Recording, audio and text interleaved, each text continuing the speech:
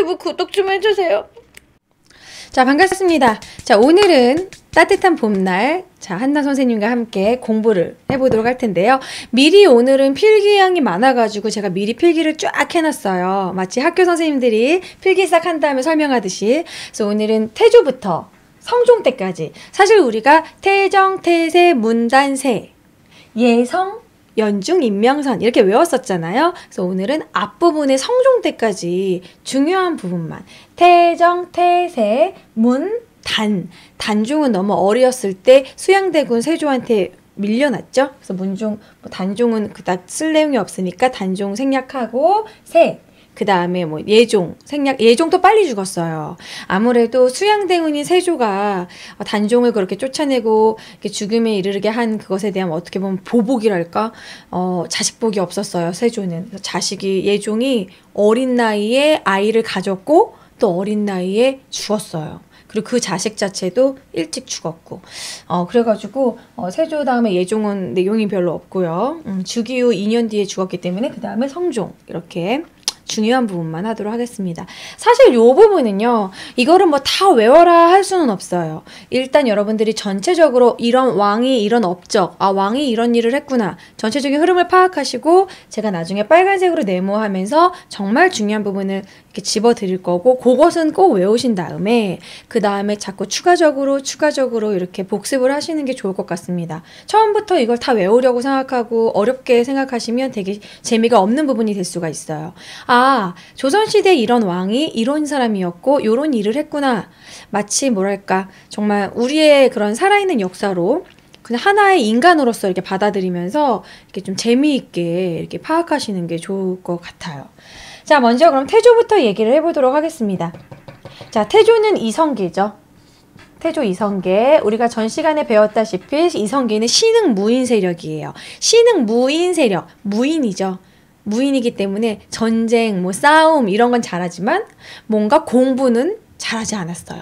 그러면 도대체 이런 것들은 다 누가 만들었느냐? 초반에 이런 조선의 모든 틀이라던가 이런 조선의 그런 전반적인 성리학적인 이런 틀은 결국 정도전이 만들게 됩니다. 그래서 정도전의 활약으로 여러 가지 이런 성리학적인 조선의 기틀을 만들게 되는데, 자, 정도전의 활약으로 정도전이 지은 책 3개를 정리를 해봅시다. 불시잡변, 조선경국전, 고려국사. 조선경국전은 그 뒤에 나오는 성종 때 완성하는 경국대전의 모태가 돼요. 조선 경국전을 가지고 조금 더 추가해서 만든 것이 경국대전입니다. 그래서 조선 경국전은 이제 이미 정도전이 만들어요.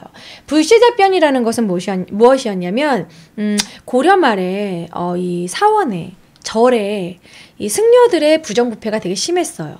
이런 승려라는 이유만으로 국가에 세금도 내지 않고, 그리고 엄청난 사원전, 엄청난 땅을 가지고 있었고 부정부패, 사치가 극에 달했기 때문에 그런 것을 멀리 해야 된다 해가지고 정도전 같은 경우에는 불교를 억제하고 성리학을 중요시합니다. 그래서 성리학적인 사회, 유교를 중시했기 때문에 불교는 이런 잡교다, 이런 식으로 막 사이비 종교다, 이런 식의 의미로 불시잡변, 불교를 되게 탄압했다라는 거. 그리고 불교를 계속해서 뒷부분도 탄압을 해가지고 조선시대에는요, 절이 다 어디로 가죠? 예전에 고려시대에는 절이 평평한 평지가람이라고 그래가지고 평평한 그런 사람들이 많이 모이는 평지에 있었어요. 그런데 조선시대로 넘어가면은 불교가 이제 탄압을 당하면서, 그렇죠, 산으로 가죠. 그래서 지금 남아있는 절들, 조선시대에 지어진 절들은 거의 다 산속에 있어요. 그래서 이때 이제 산으로 들어가게 되는, 어쨌든 불시잡변, 불교 탄압. 그리고 조선 경국전은 조선시대 이런 초반 이런 디테일한 조선시대 처음 그런 기틀을 구축했던 것들. 그리고 고려국사는 이제 고려사를 좀 어느 정도 좀 조선시대를 세운 이성계와 정도전의 그런 명분을 삼기 위해서 사실 신돈이라던가 공민왕을 좀 안 좋게 표현을 했어요. 뭐 그런 것들. 그러니까 좀 명분을 세우기 위한 그런 이제 고려사를 쓰기도 했고, 재상 중심의 정치. 재상 중심의 정치라는 거는 왕권과 이런 신권의 조화를 누리면서 왕도 있지만 되게 신하들도 중시하는, 그러니까 이런 거 경연이라던가 신하와 왕이 끊임없는 토론 같은 거 이런 중요시했던 재상 중심의 정치, 그리고 성리학적 통치 이념을 이제 구축을 했다. 그러니까 사실 태조는 이런 식으로 정도전의 활약으로 나라에 뭔가 기틀을 마련했다. 재상 중심의 정치라는 거는 사실 왕권은 그닥 강화되지 않았다는 거죠. 왕권은 어느 정도 견제하면서, 신하들이 왕권을 견제하면서 이제 시작했다라는 거죠. 그래서 태조는 이 정도면 여러분 아셔도 될 것 같아요. 그 다음에 정종으로 넘어갈 건데, 자, 정종과 태종으로 넘어갈 때 사실 정종은 왕으로서 무슨 일을 한 것보다는 뒤에서 이방원이 거의 이렇게 조정을 했다고 보시면 돼요. 자, 정종과 태종 시기에 이제 1차, 2차 왕자의 난이 있습니다. 정종으로 넘어갔을 때는 1차 왕자의 난이 있어요. 1차 왕자의 난. 1차 왕자의 난은 원래 그 이방원이 왕이 될 그런 순서가 아니었거든요. 태조 이성계는 자기 첫 번째 부인들의 아들을 왕으로 세우지 않고 두 번째 부인을 왕으로 세우려고 했었어요. 그것에 이제 열이 받아가지고 이방원이 이제 그 두 번째 부인의 아들들을 죽인 것을, 그러니까 1차 왕자의 난이라고 합니다. 그러니까 배다른 아들들 있잖아요. 자기 어머니의 아들이 아닌 자기 배다른 배다른 형제들을 싹 죽인 것이 1차 왕자의 난이고, 2차 왕자의 난은 여기서 일어나는 거죠. 정종에서 태조로 넘어가는 2차 왕자의 난.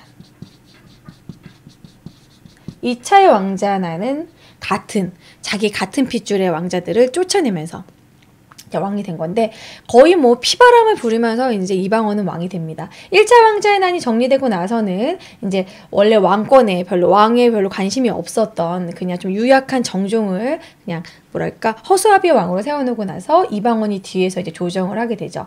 자, 도평의사사를 낮춘다는 거는 어떤 의미냐면, 도평의사사는 그 전에 검문세족들이 이렇게 정권을 잡고 있었고, 검문세족들이 이렇게 장악을 한 그런 기관이었어요. 그래서 그것을 이제 낮춤으로써 뭔가 자기네들이 기반을 세우려고 하는, 그리고 의정부를 만들게 됩니다. 그전에는 없었던 의정부를 만듦으로써 이제 조선시대와 고려시대가 다름으로 이제 나타나는 것이죠. 의정부를 만들면서 이것을 국정을 총괄하는 기관으로 의정부를 만들게 되고, 자, 그리고 중추원을 3군부로 바꾸게 됩니다. 중추원은 원래 뭔가 왕명출납, 뭔가 왕과 관련된 그런 일을 하는 것인데, 3군부로 만듦으로써 3군부는 이제 군사기관으로 바꿔요. 3군부로 명칭을 바꾸고 기관에 이런 하는 일도 바꾸게 만들고, 그리고 집현전을 이때 만들게 됩니다. 집현전은 언제 이제 이 집현전이 활약을 하게 되냐면, 세종대왕 때 한글을 창제하면서 활약을 하게 되죠. 그래서 정종 때는 그냥 뭐 전반적인 거 외우진 마시고 흐름만 그냥 파악하시면 좋을 것 같아요. 여기서 중요한 거를 이제 짚고 넘어간다면, 태조 때는 정도전의 활약이 많았다. 그리고 뭐 불시잡변 정도, 불교를 억제시킨 거, 불교를 탄압시킨 거, 불교 탄압, 유교를 중시했다. 그리고 재상 중심의 정치, 뭐 이런 것들 이해하시고 넘어가시면 될 것 같아요. 자, 그 다음에 태종으로 넘어가면, 사실 태종 이방원이 자기 뭐 동생들을 다 죽이고 왕위에 올랐지만 그래도 하는 일은 되게 많았습니다. 자, 도평의사사를 폐지하고요. 도평의사사가 더 이상 필요하지 않다. 의정부가 있기 때문에 도평의사사를 폐지하고, 요게 중요해요. 육조직계제가 중요합니다. 자, 육조직계제는 뭐냐면, 자, 여기다가 빈칸에다 설명을 해볼게요. 자, 원래 육조는 행정 실무를 하는 곳이고, 실제적으로 이제 일을 하는 거, 우리가 막 문교부 장관, 뭐 통일부 장관, 뭐 여성부 장관, 각종 장관들이 그 관련된 일을 하잖아요. 그런 게 이제 육조랑 비슷한 거예요. 그리고 이제 가운데 의정부가 있는데, 의정부는 영의정, 우의정, 삼정승이 서로 회의를 해서 삼정승 합의제로 뭔가 무슨 일에 대해서 의논을 하는 곳이죠. 그리고 왕, 이런 순서였어요. 그러니까 왕이 뭔가 뭐 하자라고 하면 의정부에서 논의를 하고, 그 다음에 육조한테 명령을 내리는, 이런 식으로 왕권과 신권이 조화를 이루는 이런 의정부 서사제가 원래 조선시대의 기틀이었는데, 태종 이방원은 왕권을 강화하기 위해서 의정부를 무시해버리고 육조에서 바로 업무를 보는 거죠. 바로 육조에서 바로 이렇게 이런 일을 했습니다라고 왕한테 이렇게 딱 보고를 하고, 왕이 또 직접 육조한테 명령을 내리는 거야. 이거 이렇게 하자. 이렇게 명령을 내리는 거야. 의정부가 유명무실해버리죠. 그럼 의정부를 이렇게 무시해버리니까 왕권이 강화되고 신하들의 힘이 좀 약해지겠죠. 육조직계제는 왕권 강화와 관련이 있다. 육조직계제는 왕권을 높이기 위한 일이다. 이렇게 펜이 이렇게 안 나오죠? 자, 육조 직계제는 왕권을 강화하기 위해서 육조를 왕이 직접 명령을 하다라고 이렇게 육조랑 바로 연결을 한다. 이렇게 기억해 주시면 돼요. 되게 중요합니다. 태종 이방원의 육조 직계제. 자, 그리고 기존에 있었던 사관원을 독립함으로써 뭔가 이런 간쟁의 기간으로 이렇게 사관원을 독립시키고, 그리고 의금부 승정원, 기존에 없었던 의금부 승정원을 만들게 되는데, 이것도 왕권 강화와 관련이 있어요. 이것도 왕권 강화. 그러니까 이방원은 전반적으로 왕권 강화와 관련이 있다라고 공부하시면 좋아요. 자, 의금부와 승정원이 왜 왕권 강화 관련이 있을까요? 바로 의금부와 승정원은 왕의 직속기관입니다. 이 뒤에 부분에 설명을 할 건데요. 어떤 분이 너무 수준 높게 설명을 하신다고, 너무 무슨 말인지 모르겠다고. 아, 그래요? 좀 쉽게 설명해 볼까요? 제가 또 너무 쉽게 설명하면 또 막 초딩 수준이다 막 이런 분들이 있어가지고, 의금부와 승정원은 쉽게 말해서 왕이 직접 관할할 수 있는 기관인데, 의금부는 그러니까 역모를 꾸민다던가 국가 중대한 죄를 저지른 애를 왕이 직접 벌한다라고 생각하시면 돼요. 왕의 직속 사법기관, 뭐 이런 식으로 왕의 직속 사법기관. 승정원 같은 경우에는 그런 비서, 왕의 비서라고 생각하면 돼. 내시 아시죠? 내시. 자, 쿵푸님 녹방 아니고요. 그리고 귀여운 장군님, 저 이거 2년 전에도 교육방송 한 적 있었고요. 내가 웬만하면 채팅창 안 읽는데 눈에 보이네. 예, 쿵푸님 생방이라고. 자, 승정원은 왕의 비서기관이에요. 그러니까 내시라던가 뭐 이런 그런 내명부를 담당하는 그런 왕의 직속 이런 신하들이 승정원에 들어가는 거예요. 그러니까 왕의 비서, 왕명 출납, 왕의 명을 왔다 갔다 이렇게 전달하는 그런 사람들. 그래서 승정원은 그런 것들. 그래서 의금부와 승정원은 왕의 직속기관이기 때문에 이것을 만든 것도 왕권 강화와 관련이 되겠죠. 자, 그 다음에 호패법 실시. 요거 중요합니다. 태종의 딴 거는 몰라도 호패법은 반드시 외워주세요. 호패법 실시. 호패는 지금으로 말하면 주민등록증 같은 경우예요. 그러니까 마패 아시죠? 마패. 각종 마패라던가 뭐 여러 가지 이런 패들, 자기의 그런 신원을 나타내는 그런 패들이 마패, 뭐 이런 것들이 이제 지금의 이제 민증 같은 것 같은데, 주민등록증 같은 건데, 호패는 성인 남자한테 이게 딱 차게 해놓고서 본인의 이름과 그리고 뭐 나이, 사는 곳, 그리고 본인의 관직 이런 것들을 이렇게 차게 한 거예요. 호패법을 실시함으로써 호구 조사를 완벽하게 할 수 있겠죠. 호패를 딱 만들어서 한 명이 차고 있고 하나는 관아에 가지고 있어. 그럼으로써 어느 정도 성인 인구를 이렇게 파악을 하면서 세금을 걷는 데도 도움이 되겠죠. 그래서 호패법 실시. 그리고 뭐 사병 폐지. 사병을 폐지하는 것도 왕권 강화와 관련이 있겠죠. 본인이 주변 사람들을 싹 죽여가면서 왕이 됐는데 또 다른 데서 사병을 가지고 있다면 역모를 꾸밀 수 있잖아요. 그래서 사병 폐지 뭐 이런 것들이고, 나머지는 그냥 설명해 드릴게요. 공도 정치 같은 경우에는 섬을 비우는 겁니다. 빌공자, 섬도자, 섬을 비운다. 섬을 왜 비웠냐면 여자가 호패가 없었던 이유는 여자는 이때 관직에 오를 수가 없었고, 그리고 여자는 지금의 그 집에 그걸 뭐라고 그러죠? 호구라고 하나? 그걸 뭐라고 그러더라? 호구가 아닌데 집에 그런 걸 가장을 뭐라고 그러지? 이거를 이제 요즘에는 엄마도 할 수 있는데 세대주. 그 집의 세대주로서 그런 식으로 호패법을 남자만 호주로서 근데 그때 옛날에는 그런 호주라던가 그런 집의 대표를 여자가 할 수 없었고, 그래서 여자는 호패를 차지 않았어요. 자, 그 다음에 공도정치는 왜 하게 됐냐면 이때 아직도 왜구의 약탈이 계속 있었어요. 근데 섬에 사람이 살게 되면 그 섬이 막 왜구의 그런 피해를 받고, 그것을 또 국가가 해결해주기도 머리가 아프고, 그리고 왜구가 그쪽으로 들어와가지고 살면 우리 백성과 뭐 구분도 안 된다, 뭐 아무튼 여러 가지 이유로 그냥 아예 섬을 비워버렸어요. 그래서 이 태조의 공도 정치는 독도와 관련해서는 좀 안타까운 부분입니다. 이때 공도 정치를 했고 섬을 별로 중요하게 생각하지 않았기 때문에 그때부터 이제 막 독도를 제대로 관리하지 않았나, 그런 이때 좀 아쉬움이 있어요. 어쨌든 공도 정치는 태종 때 실시를 했고요. 신분고 설치. 신분고 같은 경우에는 실제로 많이 이렇게 사용되진 않았지만 영모와 관련된 경우에는 신문고를 치기도 하고 국가에 직접적으로 고발하기도 하는 신문고 설치. 그래서 태종 같은 경우에는요, 육조 직계제와 뭔가 왕권 강화와 관련된 이런 그런 내용들, 그리고 호패법 실시, 사병 폐지, 요 세 개는 반드시 중요하다라는 거. 그리고 정종 같은 경우에는 이런 그냥 전체적인 흐름만 파악하시면 될 것 같습니다. 자, 세종으로 넘어갈게요. 세종대왕이 정말 중요하죠. 자, 세종대왕은 사실 쓰려고 하면 너무 여기에 가득 쓸 만큼 할 말이 정말 많은데, 일단 간단하게 정말 중요한 것만 심플하게 뽑아봤는데, 자, 세종대왕 같은 경우는 정말 중요하죠. 세종대왕은 우리 왕의 뭐랄까, 전반적인 우리나라 민족 문화나 뭐 여러 가지 르네상스라고 할 수 있는데, 세종은 유교 정치를 발달시킵니다. 참 아버지는 거친데 세종은 참 유했어요. 그래서 의정부 서사제로 풀어줍니다.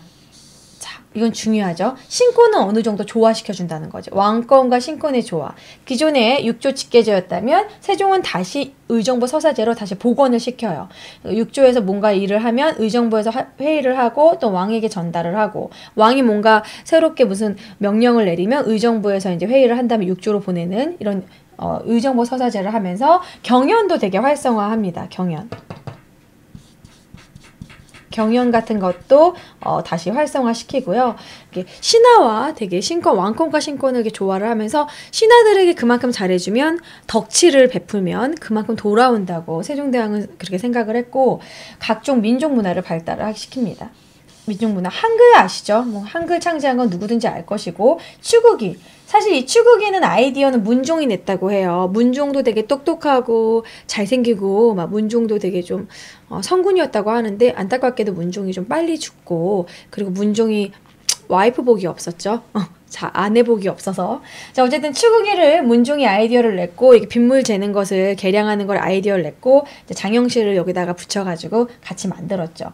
그리고 사군육진 개척 관련해서는, 사군육진은 제가 수업 자료 그림으로 좀 보여드릴게요. 사군육진 같은 경우에는 요것을 보시면,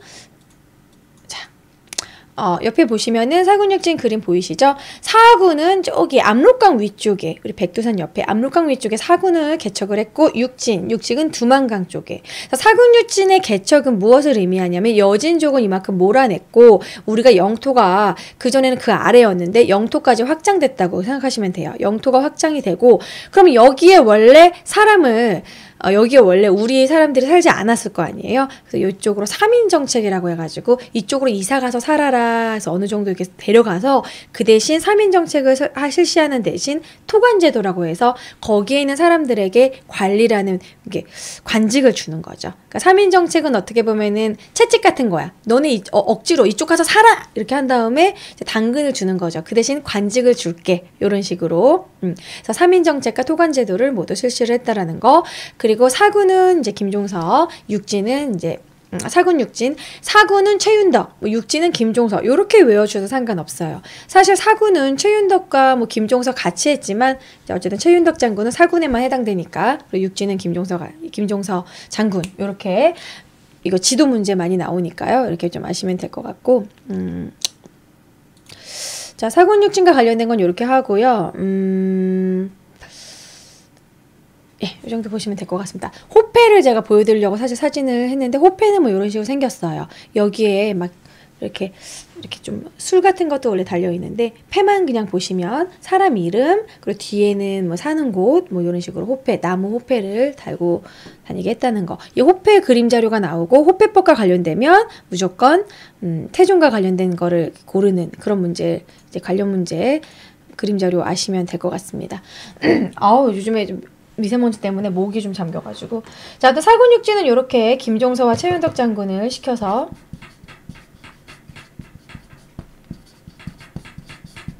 했다는 거 아시면 좋을 것 같고요. 자, 쓰시마섬 정벌, 요것도 중요하죠. 사군육진과 쓰시마섬. 그러니까 세종대왕은 이런 공부 쪽, 그런 문화 쪽으로만 한 것이 아니라 영토 확장이나 이런 군사적인 부분도 힘썼다라는 거 중요합니다. 쓰시마섬 정벌은 여러분 아시죠? 쓰시마섬.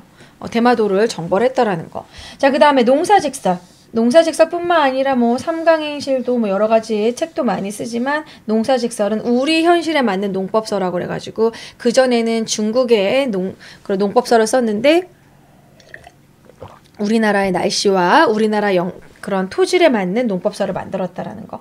뭐 세종대왕은 뭐 요거 말고도 사실 보여드릴 책이 영상이 있어요. 그래서 이거는 세종대왕에 관련된 영상은 요거 설명 다 한 다음에 영상 한번 보도록 하겠습니다. 구체적인 내용은. 자, 세종대왕은 요 정도까지 하고요. 그 다음에 문종으로 넘어갈게요. 자, 세종대왕의 아들 이제 문종이 즉위하고 나서 왕권이 좀 약해졌어요. 문종이 좀 막판에 일찍 죽기도 했고 좀 빨리 아팠기 때문에 일찍 죽어요. 그래서 어린 단종이 왕이 될 수밖에 없었어. 문종이 좀 몸이 약했고 그래서 어쩔 수 없이 재상 중심의 정치를 하게 되는데 단종이 이제 어린 단종이 왕위에 오르기 전에 김종서나 황보인 중심으로 재상 중심 정치를 하게 됩니다. 문종은 참 안타까운 왕이에요. 문종의 이제 아내복도 없고 와이프가 막 자기 그 몸종과 눈이 맞기도 하고 약간 와이프가 레즈비언이었던 그런 얘기 아시죠? 자, 아무튼 문종 이후로 이제 세조로 넘어갑니다. 자, 세조는 수양대군이죠. 문종의 문종의 그런 세조가 문종의 동생인가? 형인가? 동생이죠, 그쵸? 둘이 사이가 되게 좋았다고 하는데 그렇게 배신을 때리고. 자, 아무튼 세조 때는 왕권을 높이게 됩니다. 왜냐면 단종 복위 운동을 일으켰던 그런 사육신을 모두 죽여가면서 왕권 강화를 하는데, 다시 보시면 왕권 강화 관련된 거는 육조직계제라고 그랬죠. 육조직계제. 동생 맞죠, 세조가? 그리고 이 의정부 서사제였는데 다시 육조직계제로 이렇게 넘어가요. 이것은 왕권 강화와 관련이 된다는 거. 기존에 있었던 세종대왕 때 있었던 그런 집현전이라던가 뭐 경연의 활성화 이런 것들을 모두 폐지합니다. 경연이나 집현전 이런 것들을 모두 폐지한 강력한 왕권 강화를 해요. 그리고 이제 조선의 뭔가 기틀인 경국대전을 편찬하기 시작하고 성종 때 완성하게 됩니다. 그래서 이 세조와 성종은 이렇게 관련된 게 많기 때문에 관련해서 좀 공부하시면 좋을 것 같아요. 자, 그리고 보법을 실시해서, 이거는 군사와 관련된 내용인데, 군사와 관련해서 정군과 보인을 만드는 보법. 이게 뭐냐면요, 정군은 실제로 이런 군복무를 하는 사람, 그러니까 한마디로 군대에 간 사람이 정군이고, 그러면 그 집안에 뭐 아버지가 군대에 가버렸어. 그럼 그 자식들은 누가 먹여 살려?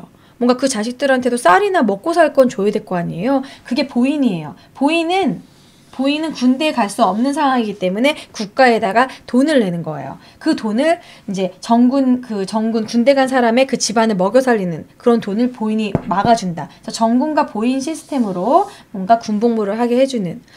그러니까 옛날에는 군대를 가게 되면 뭐 젊은 사람만 가는 지금하고 다르게 뭔가 그 집의 가부장이, 그러니까 뭐랄까 하나의 그 아버지가 가는 거기 때문에 먹여 살릴 거를 보인이 그거를 비용을 댄다. 뭐 이런 식으로. 정군은 직접 군복무, 보인은 비용을 보조해주는. 이렇게 이해하시면 돼요. 그 다음에 진간체제를 완성하게 되는데, 진간체제라는 건 이렇게 한반도가 이렇게 있으면 각 지역별로 이렇게 군부대를 만드는 거예요. 각 지역별로 진관체제를 완성을 했다. 그래서 뭔가 누가 쳐들어왔을 때 그 각 구역별로 군대가 있었기 때문에 막을 수 있는. 근데 이 진관체제는 결국 임진왜란 때 별로 도움이 안 돼서 재승방약으로 그냥 한 번에 싹 몰리는 걸로 바꾸긴 하는데, 뭐 그런 부분은 다시 나중에 설명할 기회가 있을 거예요. 그 다음에 직전법 실시. 요거 중요합니다. 직전법 실시. 요거 중요해요. 그 전에 태조 때는 과전법이었어요. 과전법 실시 저번에 설명을 했었죠. 자, 과전법은 태조가 왕이 돼서 주변에 이제 새로운 나라를 세우고 개국공신들에게 나눠줬던 토지였잖아요. 과전법은 전직관리, 현직관리 다 줬어요. 그런데 과전법은 전직관리, 현직관리 다 줬는데 이게 원래 세습이 안 되는 건데 약간 공공연히 세습이 되기도 하고, 수신전, 휴량전이란 이름으로 뭐냐면 과전법은 죽고 나서 반납이야. 사후 반납이지만 마치 세습처럼 돼버리는 게, 죽고 나서 반납을 하지만 그러면 아버지가 죽었으니까 뭐 과부가 된 아내한테 국가에서 땅을 줬어요. 수신전을 주고. 그리고 어머니도 죽었어. 뭐 아버지와 어머니가 모두 죽었어. 그러면 입에 풀칠할 정도는 줘야 되지 않나, 자식들한테. 그래서 휴량전, 뭐 불쌍하다, 휴량전, 구휴 뭐 이런 식의 그 휴일자로 휴량전을 줬단 말이야. 그러니까 어느 정도 세습이 돼. 점점점 땅이 모자라. 이래서 안 되겠다 해서 직전법은 현직관리에게만 땅을 주게 됩니다. 현직관리에게만. 관직에 그만두면 땅을 다시 반납하게 돼요. 그래서 직전법을 실시하게 되고, 그러다가 그럼에도 불구하고 결국 직전법을 하다 보니까 내가 관직을 관두면 땅을 뺏기기 때문에 관직에 있을 때 어떻게든 해먹어야 돼. 그래서 사람들이 관직에 있을 때 땅에 그 관련된 그 세금을 어떻게든 더 받는 거야. 그러니까 비리를 저지르는 거야. 그래서 안 되겠다. 이것도 안 되겠다 해서 관수관급제를 바꾸는데, 관수관급제는 국가가 직접 백성한테 세금을 걷어. 그 다음에 관리들에게는 월급식으로 녹봉을 줘. 그런 식으로 해서 관수가금제를 바꿉니다. 이거는 어떻게 해서 직접 세금을 거두고 월급처럼 준다. 뭐 이렇게 이해하시면 될 것 같아요. 어쨌든 이렇게 설명하고 이해 안 되신 분이 있다 다시 질문 받도록 하겠습니다. 그래서 어쨌든 세조와 성종은 서로 이렇게 비교해가면서 외우시는 게 좋아요. 자, 그리고 불교를 진흥시킵니다. 의외로 세조는 불교를 되게 또 진흥시켜가지고 강경도감이라는 거 설치를 하기도 해요. 불교를 진흥시키는 어느 정도 이렇게 사원에 강경도감은 승려가 되면은 그 승려의 그런 신분을 이렇게 어느 정도 이렇게 신분을 좀 뭐랄까요, 대우해주는 그런 기관인데, 강경동을 만들었지만 어쨌든 이건 중요하지 않은 게 금방 폐지돼요. 성종 때 강경동을 폐지하고 이때 만든 그 석탑이 탑골공원에 있죠. 원각사지 10층 석탑. 그래서 그나마 세조 때 불교를 진흥시켰기 때문에 이러한 원각사도 만들고 이러한 석탑도 만들지 않았나. 원각사지 10층 석탑 원래 이렇게 생겼는데요. 이렇게, 아이고, 원각사지 10층 석탑 어디 갔니? 잠깐만, 제가 여기서 보여드릴게요. 원각사지 10층 석탑이 여기 지금은 갇혀 있어요. 이게 비둘기 똥 때문에 자꾸 부식된다고 그래가지고 답답하지만 이렇게 갇혀 계십니다. 이렇게 여기다가 차라리 박물관 같은 걸 만들었으면 좋겠어요. 이 석탑을 좀 웃긴 것 같아. 이렇게 좀 하는 거. 자, 어쨌든 원각사지 10층 석탑 요거고요. 자, 그리고 성종 때는 훈구파를 견제합니다. 자, 이때까지만 해도 사림이라고 그래가지고 어디부터 설명을 해야 되나, 그 신진사대부들이 혁명파와 온건파가 있었다고 그랬잖아요. 조선건국에 가담한 애들과 가담하지 않은 애들. 가담하지 않은 애들은 뭐 정몽주 막 이런 애들이 막 길제 막 정몽주가 죽임을 당하고 막 그러잖아요. 그리고 그 이외에 막 길제의 학풍을 이어받은 그런 그 제자들은 뭐를 하고 있었냐면 그냥 지방에서 향림 뭐 이런 거 하면서 지방에서 중소지주로 그냥 공부하고 있었어요. 서원 같은 거 만들면서 이렇게 제자 양성을 하고 후학 양성을 하면서 공부를 하고 있었단 말이에요. 중앙 관리로 진출하지 않았었고. 근데 성종 때 사림을 등용하게 됩니다. 이러면서 이제 막 사화 일어나고 막 붕당 일어나고 이렇게 돼요. 성종 때 사림을 등용한 것을 뭐 좋게 보는 사람들도 있지만, 이때 왜 등용을 했을까 뭐 안 좋게 보는 사람들도 있어요. 이때부터 최초로 사림을 등용하게 되는데, 훈구파를 견제하기 위해서 세조 때 왕권강을 하기 위해서 외척들을 많이 등용시켰거든. 외척들을 이렇게 많이 이렇게 관리에 등용시켰어요. 그러다 보니까 이 외척들이 기세등등한 거야. 너무 모든 막 관직의 외척들이 다 장악을 하고, 기존의 훈구파들이 왕의 말을 듣지 않고 왕이 뭔가 이렇게 좀 개혁을 하려고 했을 때 간섭이 너무 심해. 그래서 이 훈구파를 견제하기 위해서 어느 정도 이제 사림을 등용하게 돼. 이때부터 이제 그 유명한 김종지, 김굉필 이런 신하들이 이제 등용하게 되고 경연을 활성화시켜요. 사림들은 이런 신하들의 이런 이렇게 막 유교 경전이 이런데 뭐 이렇게 서로 토론하고 공부 좋아하잖아. 그래서 경연을 활성화해. 토론하는 거예요. 왕과 같이 토론하는 게 경연입니다. 자, 그리고 경국대전은 성종 때 왕성하게 되고요. 기존의 그 집현전, 공부 좋아하는 그 세종이 이제 활성화했던 집현전이 세조 때 없앴잖아요. 그 집현전을 이어받아서 홍문관을 설치하게 됩니다. 홍문관을 설치해 관수관급제 아까 설명을 했고요. 강경도감을 폐지하게 됐고. 그래서 이런 식으로 흐름을 파악하시고요. 정말 중요한 왕은 태종, 세조가 정말 중요하고, 뭐 태조 이성계는 뭐 정도전이 어떤 식으로 이제 조선 기틀을 이거 안 보이시는구나. 마련했는지 전반적으로 여기는 이제 전반적으로 이해를 하시고, 정동전이 하는 일을 이해를 하시고, 태종 요거 중요하고, 왕권 강화하면 육조직계제, 좀 풀어주면 의정부 서사제, 다시 왕권 강화하면은 육조직계제, 뭐 이런 식으로 이해하시면 될 것 같고요. 사실 여기는 좀 외울 것들이 좀 많아요. 그러니까 요거는 막 요런 부분이 좀 재미가 없다 그러시면 제가 강조했던 그 좀 추천했던 웹툰 있죠. 조선왕조 실톡 뭐 요런 것들 보시면서 하시면 좋을 것 같고 성종도 물론 중요합니다. 경국대전을 완성을 하고 성종도 중요해요. 근데 이제 일단 태종, 세종, 세조, 성종 요 네 명은 꼭 반드시 좀 암기를 해주시고 이렇게 세조와 성종은 서로 비교해가면서 공부하시면 좋을 것 같아요. 성종 같은 경우에는 불교 강경동안 폐지도 하고 뭐 기존의 도첩제도 폐지를 하거든요.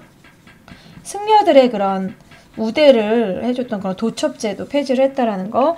사실 구체적으로 공부하면 좀 할 게 되게 많긴 한데 일단 중간 정도 난이도로 최대한 좀 줄여봤어요. 그래서 이 정도 이렇게 정리해 주시면 좋을 것 같습니다. 제가 세종대왕 관련된 영상도 좀 보여드릴게요.